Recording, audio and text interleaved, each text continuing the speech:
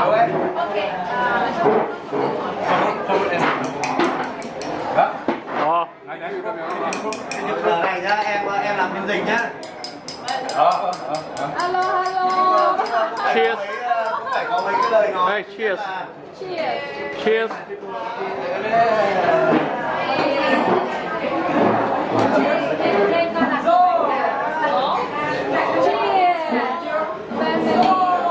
Family cheers. Cheers. Bác Hải này, mời bác Hải này. Bác Hải. Bác Hải.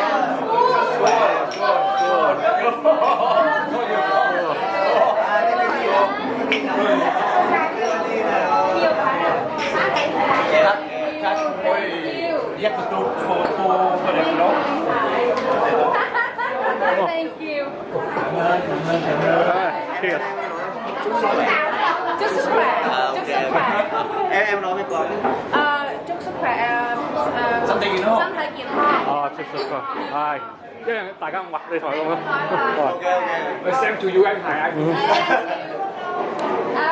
Tất cả đây hôm nay là I want to make a speech. I want to make a speech.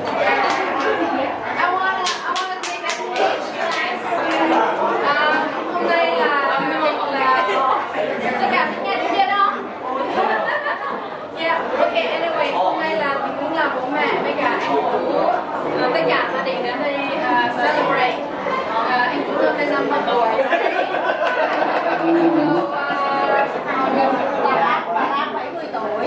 Yeah, nhưng mà 70 nhưng mà mâm đang ở đây thì mình celebrate anh Tú năm 50 tuổi. Thì hôm nay anh Tú là 50 tuổi, special case anh phải mặc cái áo này. Ok, thì mặc cái áo này. Mr. Vietnam. Mr. Vietnam, you are wine genius, tức là uống rượu, thích uống rượu, đấy. And food genius, rất là thích ăn đồ, nhá.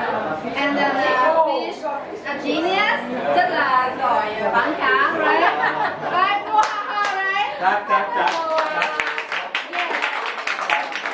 So, I think we should sing a birthday song for him, right? So should we sing a birthday song for him now? Yeah. In English? In English? Yeah. Okay. So we sing happy birthday, 1, 2, 3. Happy birthday to you. Happy birthday to you. Happy birthday to Jackie.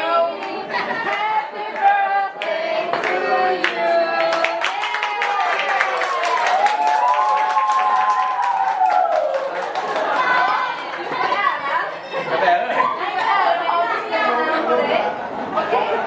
Làm luôn. A special design from Laura. Okay? You